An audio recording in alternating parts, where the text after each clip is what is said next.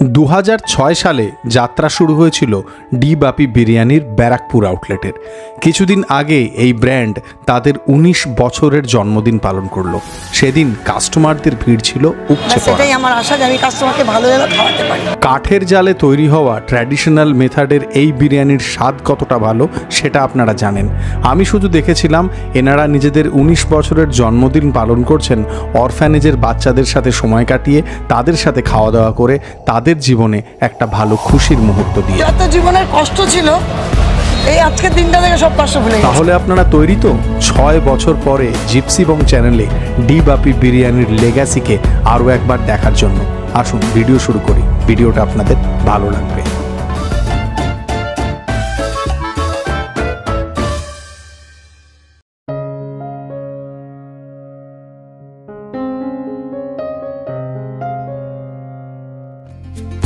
August 2025 আমাদের 79তম স্বাধীনতা দিবসের দিন সকালবেলায় এরকম একটা রোদ ঝলমলে ওয়েদারে আমার গাড়ি ব্যারাকপুর বারাসাত রোড ধরে গড়িয়েছিল ডি বাপি বিরিয়ানির ব্যারাকপুর আউটলেটের উদ্দেশ্যে।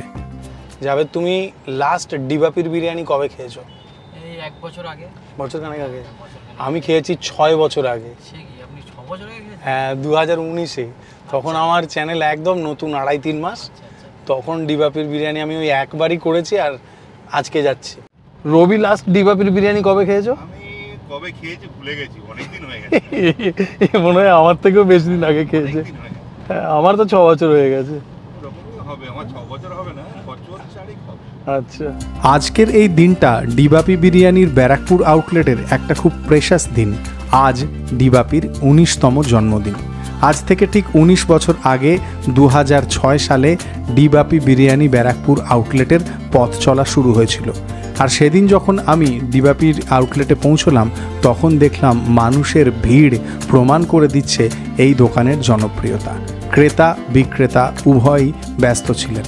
এই দেখুন কি পরিমাণ ঘি যাচ্ছে বিরিয়ানির হাঁড়িতে। আপনারা সবাই জানেন যে ব্যারাকপুর স্টাইল বিরিয়ানিতে হাঁড়ি কাটার আগে ওপর থেকে ঘি ছড়ানো হয়। এরপরে আমি একটু রেস্টুরেন্টের উদ্দেশ্যে গেলাম। সেখানে বিলিং কাউন্টারের সামনে মানুষজনের ভিড় এবং যারাই বিল করছেন তাদের প্রত্যেককে সেদিন মিষ্টির প্যাকেট দেওয়া হচ্ছিল রেস্টুরেন্টের তরফ থেকে। ওই জন্য যারাই বিল করছে তাদেরকে একটা করে এক্সট্রা প্যাকেট দেওয়া হচ্ছে মিষ্টি মুখ। দারুণ। কাস্টমাররা যে ডি বাপি বিরিয়ানির পাশে আছে সেটা রেস্টুরেন্টের ভিতরে এত মানুষের ভিড় দেখেই বুঝতে পেরেছিলাম। কেমন এনজয় করছেন বিরিয়ানি? বহুত ভালো। আচ্ছা, ঠিক আছে। টেস্টি? বেহালা থেকে? আচ্ছা, ঠিক আছে, খান। Thank you. এরপরে আমি গুটি গুটি পায়ে ডি বাপি বিরিয়ানির রান্নাঘরের দিকে চলে গেলাম। আপনারা সবাই জানেন যে ডি বাপি বিরিয়ানি কাঠের জালে তৈরি করা বিরিয়ানি। আমি যখন কিচেনে পৌঁছলাম তখন দেখলাম কিচেনে স্টাফেদের মধ্যে প্রচুর ব্যস্ততা। আজকের দিনে যে মানুষের ভিড় ভালোই হবে সেটা আন্দাজ করে অনেকগুলো বিরিয়ানির হাঁড়ি পরপর লেয়ার করা হচ্ছে। এগুলো কি সব কমপ্লিট হয়ে গেল লেয়ার করা? এটা কমপ্লিট, এখন আবার বানাবো। আচ্ছা, মশলাপাতি সব কিছু দেওয়া হয়ে গেছে। এটা এখন ওই দমে যাবে, মানে চালের মধ্যে দেওয়া হবে। সাহেব ভাই কেমন আছেন? ভালো আছেন? মটন সব মোটামুটি কীরকম ওজনের হবে গো? 220। বাহ। কাঠের জালে বিরিয়ানি তৈরির যে প্রসেস সেটা দেখতে খুবই ফ্যাসিনেটিং লাগে, এটা সত্যি কথা। কিন্তু যারা এই প্রসেসটা করেন, অর্থাৎ এই কাঠের জালে যে সমস্ত রাঁধুনিরা আপ্রাণ পরিশ্রম করে একটা ভালো বিরিয়ানি তৈরি করেন, তাদের পরিশ্রমকে স্যালুট করতেই হয়। কাঠের জালের এই এত বড় কিচেনে বড় বড় হাঁড়িতে তৈরি হচ্ছিল ডি বাপির বিখ্যাত বিরিয়ানি। কিন্তু ডি বাপির বিরিয়ানির যে আসল কারিগর সেই হচ্ছে ইনি, সাহেব ভাই। আপনার সাথে 6 বছর পরে দেখা হলো। মোহাম্মদ সাহেব। সাহেব ভাই, আমি সেই 2019-এ এসেছিলাম, তারপরে আর আসা হয়নি। সাহেব ভাই কিন্তু একই রকম আছে, হাসি হাসি মুখে। এত কাঠের আগুনে রান্না হচ্ছে বিরিয়ানি। আজকে কতগুলো হাঁড়ি গেল এখন সকাল পর্যন্ত? 12-13টা হয়ে গেছে। আজকে বিরাট ব্যাপার চলছে। 50টা যাবে? আমার তো মনে হয় তার বেশি চলে যাবে। এখন তো সব 11টা বাজে, রাত 11টা পর্যন্ত খোলা আছে তো। ঠিক আছে, আপনাকে বেশি ডিস্টার্ব করবো না, আপনি কাজ করুন। হ্যাঁ, এতে কতটা মাটন আছে? তাও আছে 80 কেজি মাটন আছে। বাবা, আমরা কর্পোরেট কালচারে এসওপি কথাটা খুব ব্যবহার করি। ডিবাপি বিরিয়ানির এই কিচেনে দাঁড়িয়ে আমি বুঝতে পারছিলাম যে প্রত্যেকটা কাজ ক্লক প্রিসিশনে হচ্ছে এবং একদম এসওপি মেনটেন করে হচ্ছে। এরপরে আমি পৌঁছে গেলাম সেই কিচেনে যেখানে চাপ তৈরি হচ্ছে। চাপ অবশ্য এখানে গ্যাসে তৈরি করা হয়, আর ডিবাপি বিরিয়ানির সাথে ডিবাপির চাপও বেশ জনপ্রিয়, সেটা আপনারা সবাই জানেন। অবশ্য শুধু চাপ নয়, এখানকার এই যে লিভার কষা, মাটন কষা, এগুলোও বেশ পপুলার আইটেম। আর ডিবাপির সব থেকে বেশি প্লাস পয়েন্ট বিরিয়ানিতে প্রচুর পরিমাণ রাইস। রাইস তো আনলিমিটেড, এই যে এত রাইস দিলে তারপরেও লোকে রাইস চায়, বসে যারা খায় মানে খেতে পারে লোকজন। সাবাস। দেশের স্বাধীনতা দিবসের ৭৯ বছর এবং নিজেদের জন্মদিনের ১৯ বছর উপলক্ষে ডিবাপি বিরিয়ানির ব্যারাকপুর আউটলেট সেদিন একটি সিএসআর অ্যাক্টিভিটি করছিলেন। একটি অরফ্যানেজের বাচ্চাদেরকে তারা আমন্ত্রণ জানিয়েছিলেন তাদের আউটলেটে। প্রথমে সেই সব বাচ্চাদেরকে জাতীয় পতাকা দিয়ে বরণ করা হয় এবং তারপরে তাদের সাথেই আমাদের জাতীয় পতাকা উত্তোলন করা হয়।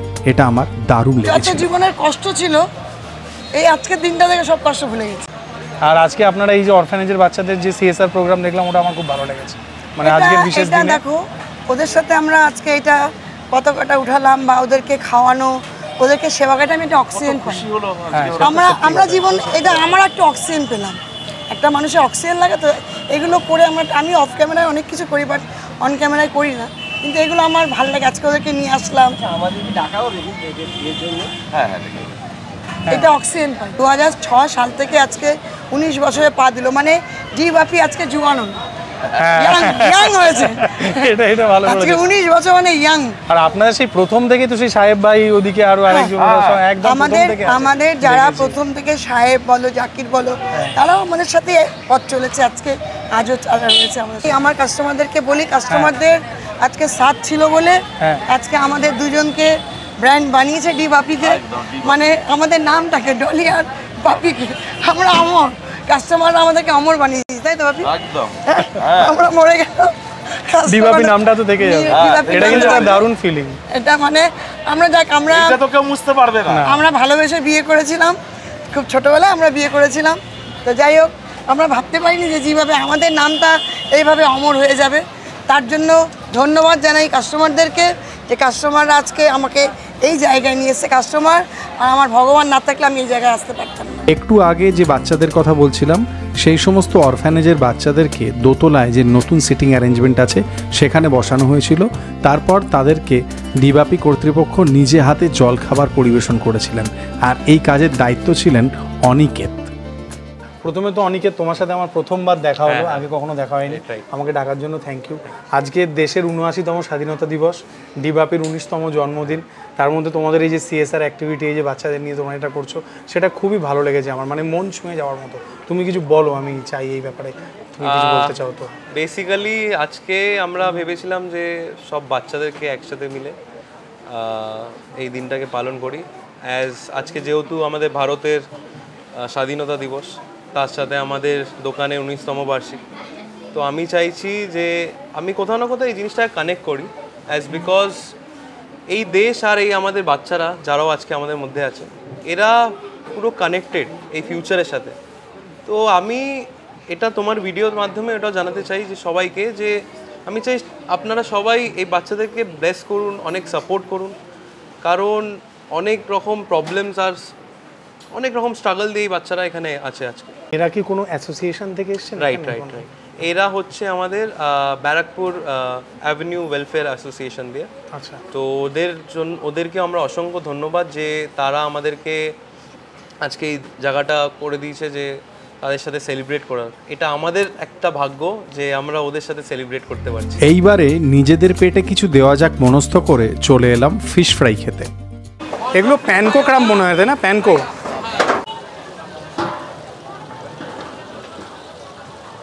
একটা স্পেশালিটি আছে আমাদের ফিশ ফ্রাইয়ের, যে আমাদের পিসেস এখানে লাইভ এনে কাটা হয়, just because of the quality, to check the quality.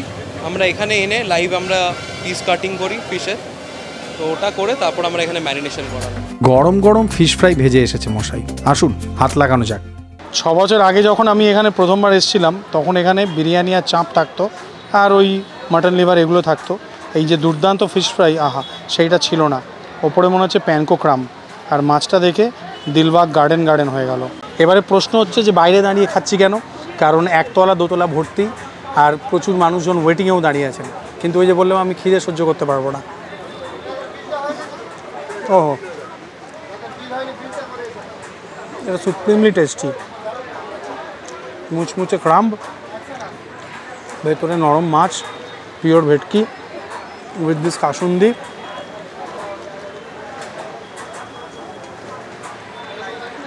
একেবারে লাজবাব। মানুষের ভিড় ক্রমাগত বেড়েই চলেছিল, আর এই বিরিয়ানিকে নিয়ে যে ক্রেজ সেটা দেখে আমি তো অবাক হয়েছিলাম, আমার সাথে দীপ্ত অর্থাৎ লেজি বংও অবাক হয়েছিল।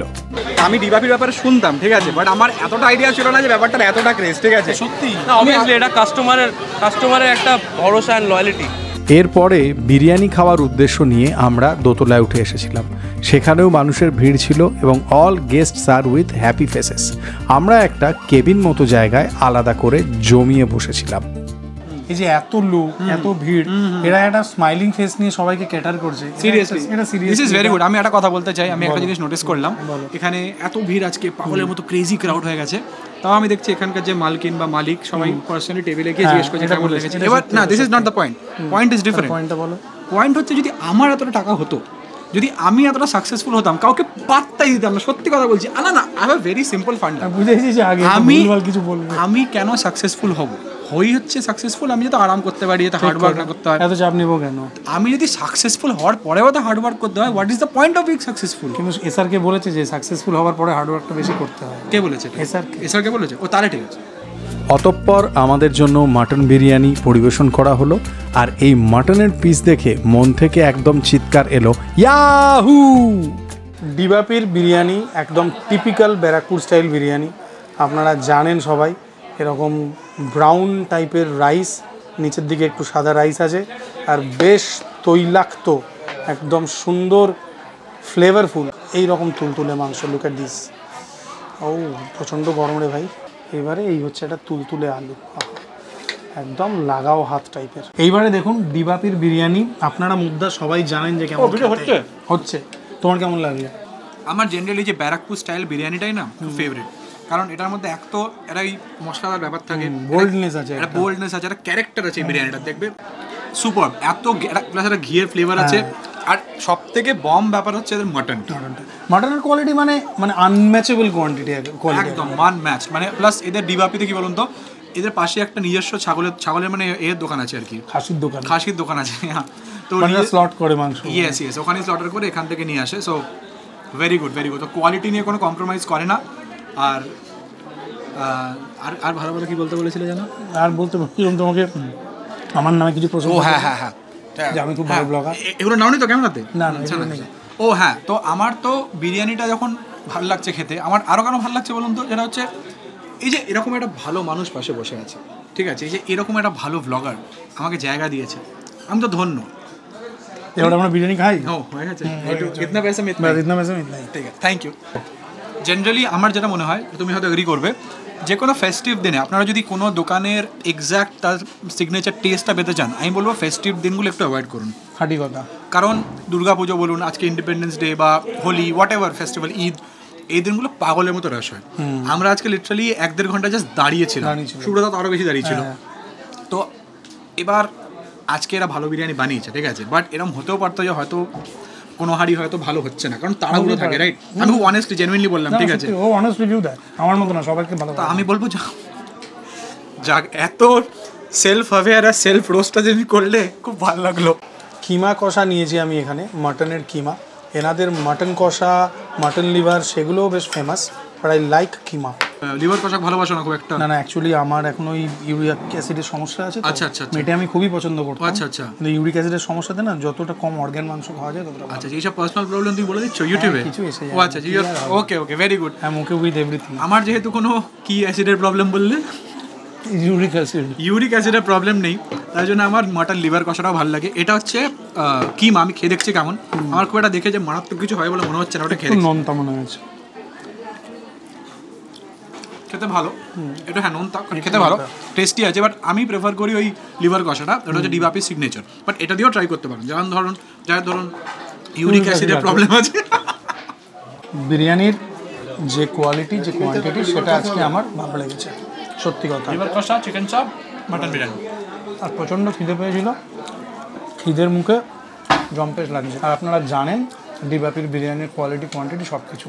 19 বছর ধরে একটা ব্র্যান্ড আছে মানে সে একটা জায়গায় তো পৌঁছেছে, এটা তো মানতে হবে। এটা ইয়ার্কির কথা, 1 যুগ প্লাস আরও 7টা বছর 19 বছর ধরে যখন একটা জায়গায় আছে তখন একটা ব্যাপার আছে, অবশ্যই মানতে হবে। আমরা ক বছর ধরে আছি? আমরা 6 বছর হলো। 6 বছর অলমোস্ট। আমাদেরও তো কিছু ব্যাপার আছে তাহলে অবশ্যই। আমি এটাই বলতে চাইছি, সবসময় নিজের প্রমোশনটা আগে করে নেবে। 6 বছর ধরে যখন আছি কিছু তো ভালো করছি, তাই না? অবশ্যই। Tata, bye bye. রবি খাবে, জাভেদ খাবে, নাহলে ওরা মারবে আমাদেরকে। এমনি মেরেওছে এর আগে, বলছি না ওটা